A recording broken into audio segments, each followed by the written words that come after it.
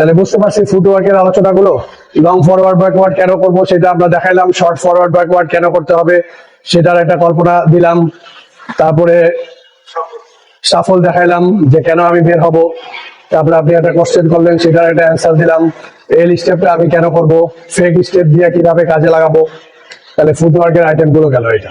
এরপরে যদি আমি ডিফেন্সে আসি, ডিফেন্স হচ্ছে 3 রকম। একটা হচ্ছে ফুটওয়ার্ক দিয়ে ডিফেন্স, এই যে চলে আসছে। এতক্ষণ আমরা আলোচনা কিন্তু অলরেডি ফুটওয়ার্ক নিয়ে আলোচনা করতেছি, কিন্তু এটা একটা ডিফেন্স। বক্সিং এর ডিফেন্স মানে এটা না যে আমাকে সবকিছু ঠেকাইতে হবে। বক্সিং এর ডিফেন্স মানে হচ্ছে অ্যাভয়েড করতে হবে, পাঞ্চ যেন আমাকে না পায়, hit and don't get hit. সেক্ষেত্রে যেমন আমি লং ব্যাকওয়ার্ডে এসে সাফল করে বের হচ্ছি, এটাও একটা ডিফেন্স। ভিতরে ঢুকছি, 2টা পাঞ্চ করছি, ওই পাঞ্চ করছে, একটা ব্যাক স্টেপ দিচ্ছি, পাঞ্চটা লাগে নাই, এটাও একটা ডিফেন্স।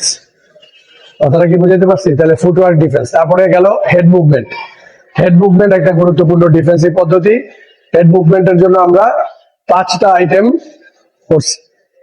একটা হচ্ছে সাইড স্লিপ, একটা হচ্ছে রোল, একটা হচ্ছে ডাক, একটা হচ্ছে ব্যাক স্লিপ। ব্যাক স্লিপ আবার 2 রকম, সাইড স্লিপ 2 রকম, ঠিক আছে।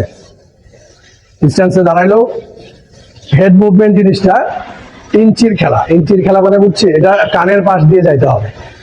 যেমন আমি জ্যাব করছি, এতটুকু যাবে, যেন আমার হাতটা এখানে থাকে। ক্রস করছি, এতটুকু যাবে, ঠিক আছে।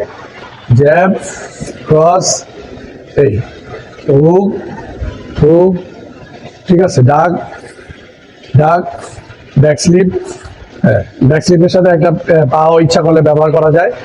তো সেক্ষেত্রে এগুলো ইঞ্চির খেলা। ইঞ্চির খেলা বলতে বোঝানো হচ্ছে যে খুব বেশি নামা যাবে না। দেখা গেল যে আমি জ্যাব করছি, অনেক নিচে নামছে, হ্যাঁ, আস্তে আস্তে মাইর খেয়া যাবে, অথবা কাউন্টার করতে পারবে না। কথাটা কি বুঝাতে পারছি? এখানে গুরুত্বপূর্ণ একটা ইস্যু আছে, সেটা হচ্ছে যে যেমন আমি ওই পাঞ্চ করতেছে, আমি তো চাইলে সরে যেতে পারি, তাই না? তাহলে তো পাঞ্চটা লাগলো না। তাহলে আমি যে আবার জ্যাব করতেছে, আমি স্লিপ করতেছি, তাই না? এটাও পাঞ্চটাকেই অ্যাভয়েড করলাম, কিন্তু আমি তো অনেক ভিতরে রয়ে গেছি। কেন ভিতরে থাকলাম? আমি তো সরেও যেতে পারতাম, তাই না? একটা পাঞ্চি, কিন্তু আমি ব্যাক স্টেপ দিয়ে সরেও যেতে পারতাম, আবার স্লিপ করে ওই ভিতরেও থাকতে পারতাম। কেন আমি রিস্ক নিয়ে ভিতরে থাকবো?